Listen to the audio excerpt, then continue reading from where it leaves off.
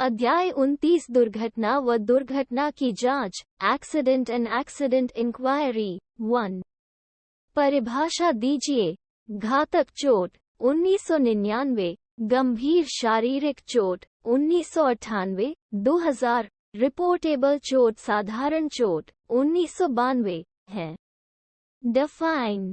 फेटल injury, serious bodily injury, reportable injury, minor injury. उत्तर, घातक, गंभीर, रिपोर्टेबल व साधारण चोट। घातक चोट, फेटल इंजरी, जिस चोट से किसी व्यक्ति की मृत्यु हो जाती है, उसे घातक चोट कहते। गंभीर शारीरिक चोट, सीरियस बॉडीली इंजरी। गंभीर शारीरिक चोट का अर्थ है वह चोट जिसमें शरीर के किसी अंग या हिस्से की स्थायी क्षति, परमानेंट लॉस हुई है या वो उपयोग योग्य नहीं रहा, या दृष्टि या श्रवण शक्ति की स्थायी हानि या क्षति, परमानेंट लॉस और इंजूरी हुई है, या कोई स्थायी शारीरिक असमर्थता, इनकैपेसिटी हो गई है, या किसी अंग की हड्डी या हाथ पांव के एक या अधिक जोड़ या अंगुलियों की हड्डी की टूट हो गई है, या उपरोक्त चार में से किसी के होने की पूरी संभावना है। रिपोर्टेबल चोट, रिपोर्टेबल इंजरी, घातक व गंभीर चोट को छोड़कर अन्य चोट जिसमें घायल व्यक्ति 72 घंटे या ओवरमैन्स हैंडबुक उससे अधिक समय के लिए काम से अनुपस्थित रहा है या रहने की संभावना है। रिपोर्टेबल चोट, रिपोर्ट करने योग्य चोट कहलाती है। साधारण चोट वह चोट है जिसके कारण घायल व्यक्ति 24 घंटे से अधिक व 72 साधारण चोट, माइनर इंजरी, घंटे से कम के लिए अनुपस्थित रहने को मजबूर हो जाता है, परंतु वह घातक या गंभीर चोट नहीं है। नोट, जिस दुर्घटना में 10 या 10 से अधिक व्यक्ति मारे जाते हैं उसे डिजास्टर कहते हैं। 2। खतरनाक घटना किसे कहते हैं? What is dangerous occurrence? उत्तर, खतरनाक घटना, डेंजरस occurrence। निम्नलिखित घटनाओं को खतरनाक घटना कहा जाता है। 1। विस्फोट या प्रज्वलन, एक्सप्लोजन और इग्निशन। 2। स्वतः दहन या आग लगना या धुआं या अन्य लक्षण मिलना। 3। हानिकारक गैसों का निकलना। 4। ऐसी खान में मीथेन मिलना जिसमें पहले कभी न मिली हो। 5। खान में पानी की बाढ़। 6। कोयले के पिलर या पिलर के भाग का एक बैग टूट जाना, इंस्टेंटेनियस फेलियर। 7। खान के किसी भाग का समय पूर्व ढह जाना, प्रीमेच्योर कोलैप्स। 8। मैन वाइंडिंग करते समय ओवर वाइंडिंग हो जाना। 9। वाइंडिंग इंजन के जरूरी भाग का टूटना या क्रैक होना या इमरजेंसी ब्रेक फेल होना। 10। स्टीम, कंप्रेस्ड हवा या ऊंचे दबाव वाले उपकरण का फटना। 11। किसी ऐसी मशीन या उपकरण का टूटना या बेकाम हो जाना जिससे जान का खतरा हो सकता है। 12। ओवरबर्डन डंप का घसकना। 3। वैधानिक प्रावधान लिखिए। दुर्घटना स्थल को यथावत रखना। दुर्घटना की सूचना right statutory provisions on place of accident not to be disturbed. Notice of accident 2007, 2013, 2008, 2012. दुर्घटना व दुर्घटना की जांच। उत्तर, दुर्घटना की जगह को यथावत रखना। 1। घातक या गंभीर दुर्घटना के स्थान पर सब चीजों को ज्यों का त्यों बने रहने दिया जाएगा और फेंसिंग कर दी जाएगी ताकि इंस्पेक्टर आकर सही जांच कर सके। लेकिन किसी व्यक्ति को बचाने, रेस्क्यू के लिए किसी चीज को हटाने की जरूरत पड़े अथवा उस जगह फेरबदल न करने से खान के संचालन में गंभीर बाधा पड़ती है, तो आवश्यक फेरबदल किया जा सकता है। यदि इंस्पेक्टर दुर्घटना के 72 घंटे के अंदर न आए, तो मैनेजर उस जगह को सुरक्षित बनाकर कार्य पुनः आरंभ करने का आदेश दे सकता है। 2। फेर बदल करने या कार्य चालू करने से पूर्व दुर्घटना का चित्रण व ब्योराचित्र दिखाने वाला नक्शा 2 प्रतियों में बनाया जाएगा और उस पर मैनेजर या assistant manager, safety officer, surveyor और वर्कमैन इंस्पेक्टर के दस्तखत कराए जाएंगे। यदि कोई वर्कमैन इंस्पेक्टर नहीं है तो वहां उपस्थित किसी वर्कर के दस्तखत कराए जाएंगे। उस जगह का फोटो भी खींचा जाएगा। 3. प्रमाणित नक्शे व फोटो की एक प्रति इंस्पेक्टर के पास भेजी जाएगी। दुर्घटना की सूचना देखिए पृष्ठ 28, प्रश्न नंबर 094। खान में खतरे को टालने के बारे में रेगुलेशन में क्या प्रावधान है? What are the provisions of the regulations regarding avoidance of danger? उत्तर, खतरे को टालना, avoidance of danger। 1. यदि खान या डिस्ट्रिक्ट के चार्ज वाला सक्षम व्यक्ति यह पाता है कि खान या डिस्ट्रिक्ट खतरनाक हालत में है, तो वो तुरंत सब व्यक्तियों को बाहर निकाल लेगा और खान या डिस्ट्रिक्ट को ऐसे फेंस कर देगा कि कोई व्यक्ति उसमें अनजाने घुस न सके। 2. वो सक्षम व्यक्ति खतरे की खबर तुरंत मैनेजर अंडर असिस्टेंट मैनेजर को देगा और रेगुलेशन के अनुसार रखे गए खाते में रिपोर्ट लिखेगा। 3. मैनेजर उस खान या डिस्ट्रिक्ट की सतर्कता से जांच स्वयं करेगा या किसी सक्षम व्यक्ति द्वारा कराएगा। खतरे के कारण का पता लगाने के लिए या खतरे को हटाने के लिए उस भाग की जांच एक्सप्लोरेशन के लिए जरूरी व्यक्तियों को छोड़कर किसी भी अन्य व्यक्ति को उस खान या डिस्ट्रिक्ट में तब तक जाने नहीं दिया जाएगा जब तक कि उसके निरापद सुरक्षित होने की रिपोर्ट नहीं मिली है। ऐसी हर जांच की रिपोर्ट इस काम के लिए रखे गए खाते में अविलंब लिखी जाएगी और उस पर जांच करने वाला व्यक्ति तारीख देकर दस्तखत करेगा। ओवरमैन्स हैंडबुक 4. यदि खतरा हटाने का काम स्थगित रखा जाता है तो खान या डिस्ट्रिक्ट को इस प्रकार फेंस किया जाएगा कि कोई भी व्यक्ति उसमें न जा सके। 5. उपरोक्त बातों का पालन होते हुए भी यदि खतरा ज्वलनशील या हानिकारक गैस के कारण हुआ है, या b. यदि खान के किसी भी भाग में धुएं या अन्य लक्षण से यह मालूम होता है कि आग लगी है या लगी हो सकती है अथवा कोयले का स्वतः दहन हुआ है या हुआ हो सकता है, तो संबंधित रेगुलेशन के प्रावधानों का पालन किया जाएगा। 5. आपकी इच्छानुसार परिस्थिति मानकर ओपनकास्ट ब्लास्टिंग द्वारा उड़ते हुए 1993 टुकड़ों से घटित एक दुर्घटना की रिपोर्ट लिखें। Assuming your own conditions, write a report of an accident due to blasting projectiles in an opencast mine. Uttar, blasting से घटित दुर्घटना की रिपोर्ट श्रीमान मैनेजर साहब O0C0P0 महोदय। विषय सीरियस एक्सीडेंट की रिपोर्ट आज 8 अक्टूबर 2010 को दिन में करीब 1-30 बजे O0B0 बेंच में ब्लास्टिंग से एक सीरियस एक्सीडेंट हुआ है जिसमें राजन पिल्ले E0P0 फिटर की टांग में फ्रैक्चर हो गया। उसे रीजनल अस्पताल में भर्ती कराया गया है और उसकी स्थिति ठीक है। इस दुर्घटना के संबंध में मेरी रिपोर्ट इस प्रकार है। आज दोपहर शिफ्ट चेंज के समय O0B0 में ब्लास्टिंग का प्रोग्राम रखा गया था। 1 बजे तक बॉटम O0B0 बेंच में 18 होल का चार्जिंग स्टैमिंग हो चुका था और शावल सुरक्षित जगह हटा लिया गया था। ब्लास्टिंग की जगह से सब और 500 मीटर की दूरी तक सब लोगों को हटा दिया गया, परंतु राजन पिल्ले ने जिद की कि वो टॉप बेंच में रखे ब्लास्टिंग शेल्टर में ही रहेगा। ब्लास्टिंग शेल्टर होल से करीब 200 मीटर दूर था। मैंने उसकी बात मान ली। ब्लास्टिंग का सायरन बजाया गया, परंतु सर्किट की कंटिन्यूटी न मिलने के कारण करीब 5 मिनट देर हुई। जब ब्लास्टिंग हुई तो टॉप O0B0 बेंच से चिल्लाने की आवाज आई। मालूम हुआ राजन पिल्ले को एक पत्थर उड़कर टांग में लगा और उसका फ्रैक्चर हो गया था। उसे फर्स्ट एड देकर हॉस्पिटल भेज दिया।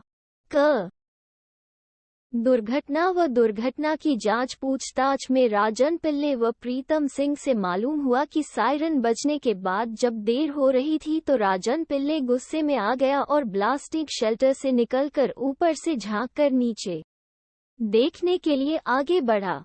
तब तक ब्लास्टिंग हो गई और उसे चोट लग गई। एक्सीडेंट की जगह को घेर दिया गया है। भविष्य के लिए सावधानियां। 1. भविष्य में मैं किसी भी व्यक्ति पर भरोसा नहीं करूंगा और सबको डेंजर जोन से बाहर हटाकर ही ब्लास्टिंग करूंगा। 2. सायरन बजने के बाद ब्लास्टिंग में देर होगी तो दोबारा वार्निंग सायरन बजवाऊंगा। 3. इस संबंध में सबको समझाकर रखूंगा कि जब तक ऑल क्लियर का सायरन न बजे तब तक कोई व्यक्ति डेंजर जोन में प्रवेश नहीं करेगा। आगे जैसा आपका आदेश हो। 8 अक्टूबर 2010 समय शाम 4 बजे आपका विश्वासी। ब्लास्टिंग ओवरमैन 6 भूमिगत खान में डायरेक्ट हादसे से हुए एक फैटल एक्सीडेंट की रिपोर्ट संक्षेप में लिखिए। परिस्थितियां अपनी इच्छानुसार मान लें। 1999 Write a brief report of a fatal accident caused by direct rope haulage in an underground mine. Assume your own conditions. Uttar, direct हादसे से फैटल एक्सीडेंट की रिपोर्ट श्रीमान मैनेजर साहब। कोलियरी महोदय, आज ता 0:10.10.2010 फर्स्ट शिफ्ट में करीब 2:30 बजे जब जुम्मन मियां और राम प्रसाद ब्लास्टिंग मजदूर दीशरगर सीम के हालेज इंक्लाइन से ऊपर आ रहे थे तो 5 बोझाई गाड़ियां अचानक नीचे भागने लगीं। चपेट में आने से जुम्मन मियां घायल हो गया और बाद में हॉस्पिटल जाते जाते उसकी मृत्यु हो गई। राम प्रसाद बच गया। जांच और इंक्वायरी खबर मिलते ही मैं मौके पर गया। 18 पछिया लेवल से करीब 15 मीटर नीचे जुम्मन मियां बेहोश पड़ा था। उसकी एक टांग गिरे टबों में से एक के नीचे दबी थी। उसे फर्स्ट एड देकर ऊपर भेजा।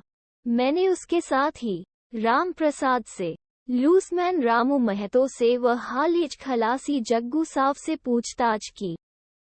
ओवरमैन्स हैंडबुक कारण 8 बोझाई गाड़ियां हाबिस हो रही थी।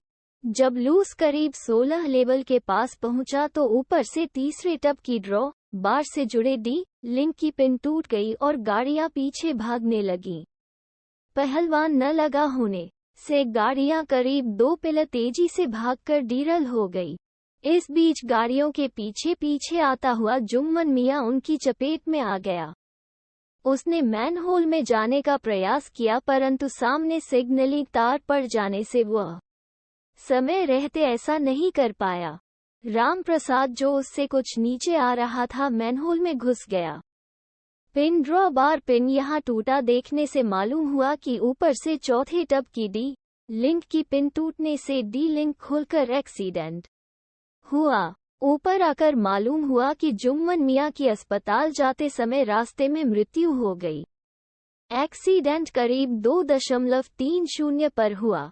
दुर्घटना स्थल को फेंस करा दिया गया है।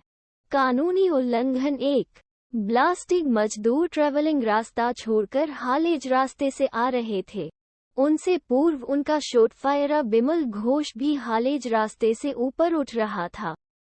2 लूसमैन ने ऊपर उठते लूस के पीछे पहलवान नहीं लगाया।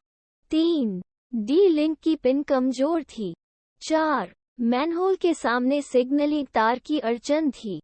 सुझाव 1 ट्रैवलिंग रास्ते में कुछ फेर बदल कर इंटेक रास्ता बना दिया जाए तो लोग उसे छोड़कर हालेज रास्ते से आना जाना करेंगे।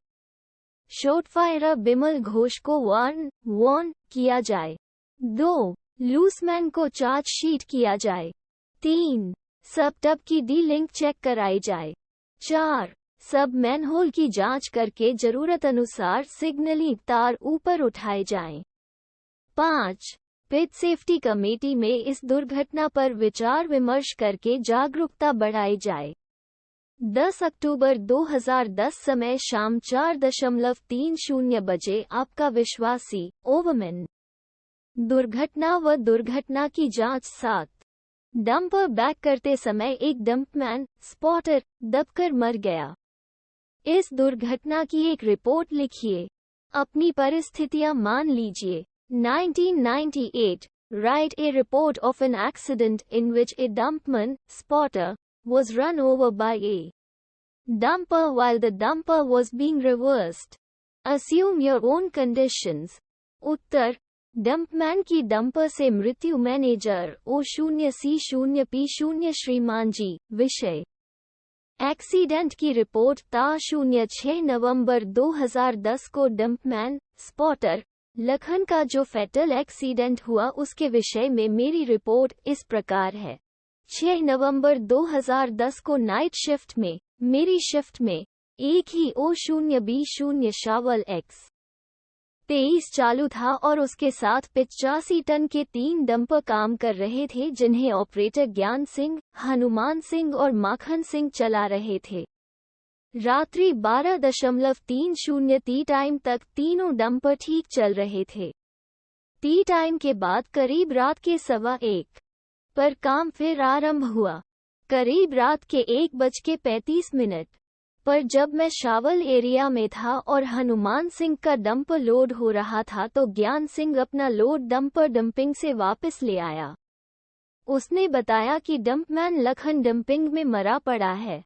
बर्म body of Lakhan, helmet, torch, fresh track marks, D1203, fencing X23, D1208, D1205 stains, blood. मौके पर जाकर देखा, लखन O0B0 डंप में कुचला गया था। उसका चेहरा ऐसा कुचला गया था कि पहचानना भी मुश्किल था।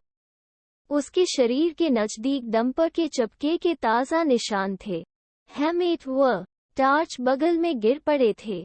माखन सिंह पर शक हुआ। पूछने पर उसने बताया कि जब वो लोड लेकर O0B0 तब तक हनुमान सिंह भी लोड लेकर पहुंच गया। उससे पूछताछ की। ओवरमैन्स हैंडबुक डंप पहुंचा था तो लखन वहां नहीं था, परंतु हनुमान सिंह ने पिछले ट्रिप में उसे देखा था। पूछताछ में मालूम हुआ कि माखन सिंह के डंपर D1203 का ऑडियो विजुअल अलार्म 2 दिन से खराब था और उसका बैकलाइट भी खराब था। पीछे जाकर देखा तो ऑडियो विजुअल अलार्म काम नहीं करता था। अचानक मेरी नज़र डाला में लगे खून के दागों पर पड़ी। सबने दाग देखे। O0B0 डंप में टॉर्च देखा, वो नहीं जलता था। बात समझ में आ गई। माखन सिंह के डंपर में ऑडियो विजुअल अलार्म व बैकलाइट दोनों खराब होने के कारण उसे लखन नजर नहीं आया होगा। अंधेरे में लखन को भी सही अंदाज नहीं मिला होगा और वह बैक करते डंपर D1203 की चपेट में आ गया होगा। मैंने व्यू पॉइंट को वाकी टाकी से खबर दी कि आपको एक्सीडेंट की सूचना दे दे। एक्सीडेंट का समय करीब 120 AM रहा होगा। लखन की लाश बाहर लाई गई। लखन की आयु करीब 26 वर्ष थी और वह लगभग 2 वर्ष से डंपमैन का काम कर रहा था। दुर्घटना का कारण 1, O0B0 डंप में प्रकाश की कमी। 2, डंपर D1203 का ऑडियो विजुअल अलार्म व बैकलाइट खराब रहना। 3, डंपर ऑपरेटर माखन सिंह की व ऑटो इलेक्ट्रीशियन प्रकाश सिंह की लापरवाही। 4, लखन की टॉर्च का बल्ब अचानक फ्यूज हो जाना।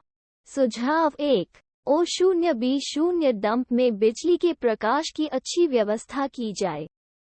2, DGMS से इजाजत लेकर डंप में डंपमैन का लगाना बंद कर दिया जाए। डंपर ऑपरेटर इसके लिए तैयार हैं। पिट सेफ्टी कमेटी की मीटिंग में इस पर विचार किया जाए। 3, सब डंपर ऑपरेटरों को ट्रेनिंग दी जाए कि बिना ट्रिपमैन के वे माल डंप कर सकें। 4, ऑडियो विजुअल अलार्म के बिना डंपर न चलाया जाए। बैकलाइट खराब रहे तो डंपर रोक दिया जाए। 5, नाइट शिफ्ट में किसी फोरमैन या जूनियर इंजीनियर जेट एक्सकवेशन को मशीनों की चेकिंग के लिए रखा जाए। ता 07 नवंबर 2010 सुबह 4:30 बजे आपका विश्वासी ओवरमैन। दुर्घटना व दुर्घटना की जांच 8, अपने से परिस्थितियां मानकर एक गंभीर दुर्घटना की जांच रिपोर्ट लिखें जिसमें बलोंधू शाट के कारण भूमिगत डेवलपमेंट काम करने की जगह में एक ब्लास्टिंग मजदूर को चोट लगी। भविष्य में ऐसी घटना न हो इसके लिए क्या सावधानियां लेनी चाहिए? उल्लेख करें 1990, 1997, Assuming your own conditions, write a report of inquiry into a serious accident due to blown through shot in development working underground in which a blasting Mazdoor was injured. Enumerate the precautions to prevent recurrence of such ACCI dent in future. उत्तर, blown through shot से गंभीर दुर्घटना की report श्रीमान manager साहब, colliery महोदय। आज दी 18th of November 2010 first shift में, मेरी शिफ्ट में, जगदीश सिंह ब्लास्टिंग मजदूर को गंभीर चोट लग गई। इस संबंध में मेरी रिपोर्ट इस प्रकार है। करीब 10:30 बजे सुबह जब मैं 1 नंबर पिट बॉटम में था तो डेवलपमेंट सेक्शन में ब्लास्टिंग एक्सीडेंट की खबर मिली। मैं तुरंत घटनास्थल पर गया। मालूम हुआ कि जब जगदीश सिंह ब्लास्टिंग मजदूर 15 ईस्ट लेवल के 12 राइज की गोलाई पर था तो 12 डिप फेस की ब्लास्टिंग हुई व ब्लोन शॉट से कोयले का एक टुकड़ा उड़कर लगने से उसकी बाई टांग का घुटने के नीचे फ्रैक्चर हो गया। वो 24 वर्ष का जवान है और हृष्ट पुष्ट है, इसलिए दर्द सह सका। जगदीश सिंह पूरे 11 राइज 14L बी डिप 10 में 11 सेल 12D12R parting 0.3.M fencing the shot firer B helper C Jagdish Singh D loader होश में था और बोल सकता था। रामकृपाल सिंह माइनिंग सरदार ने, जो रेस्क्यू ट्रेंड भी है, उसे फर्स्ट एड दिया और फिर स्ट्रेचर पर उसे ऊपर भेज दिया गया। मैंने हाजरी क्लर्क को फोन कर दिया कि एम्बुलेंस मंगवा कर रखे तथा डॉक्टर साहब को वह आपको खबर करे। ओवरमैन्स हैंडबुक इंक्वायरी फेस देखा। 12 डिप फेस 12 राइट से पूर्व साइड में ज्वाइन हो गया था। बीच की पार्टिंग केवल 0.3 मीटर थी। बिरजू सिंह लोडर इस दुर्घटना का चश्मदीद गवाह था। मैंने जगदीश सिंह के अलावा उससे हाल सुना। दूसरे ब्लास्टिंग मजदूर प्रभु सिंह से, शॉट फायरा मुकेश चौधरी से व माइनिंग सरदार से पूछताछ की। शॉट फायरा ने 12 डिप फेस में 13 होल चार्ज किए और केबल बिछाकर 11 राइज में आया। प्रभु सिंह को उसने 14 लेवल में 11 राइज से पश्चिम तरफ खड़ा किया। शॉट फायरा आयतन पर सर्किट से केबल जोड़ने गया। इस बीच जगदीश सिंह 15A लेवल में जाकर ड्रिल होल साफ करने लगा। वहां भी 13 होल लगे थे। बिरजू लोडर ने वहां गोला माटी का झोड़ा पहुंचाया और जब वो बाहर आ रहा था तो ब्लास्टिंग हो गई। वो तो बच गया, परंतु जगदीश सिंह जो गोलाई पर था, उसे टांग में कोयला उड़कर लगा। वो गिर पड़ा परंतु होश में था। बिरजू उसे सहारा देकर लेवल में लाया। तब शॉट फायरर व माइनिंग सरदार भी आ पहुंचे। ये दुर्घटना करीब 10:15 बजे सुबह हुई। इस फेस को मैंने करीब 6 बजे देखा था और 12 राइज में फेंसिंग लगी देखी थी। शॉट फायरर व सरदार दोनों को आगाह किया था कि फेस ज्वाइन हो सकता है। उल्लंघन 1। शॉट फायरर व ब्लास्टिंग मजदूर हड़बड़ी कर रहे थे। शॉट फायरर ने जगदीश सिंह से, ठीक है, की खबर सुने बिना ही ब्लास्टिंग कर दी। डेंजर जोन से आदमी न हटाकर ब्लास्टिंग किया। 2. फेंसिंग गलत जगह लगी थी। वो 15A लेवल में 12 राइज के पश्चिम में लगनी चाहिए थी, तभी फेस की सीधाई में पड़ने वाली जगह का बचाव होता। परंतु मुझे भी ये बात दुर्घटना के बाद ही समझ में आई। The 18th of November 2013 शाम 4:30 बजे आपका विश्वासी ओवरमैन 9 संक्षेप में बताएं कि दुर्घटना विश्लेषण क्या है और वो दुर्घटनाओं को रोकने में कैसे सहायक होता है।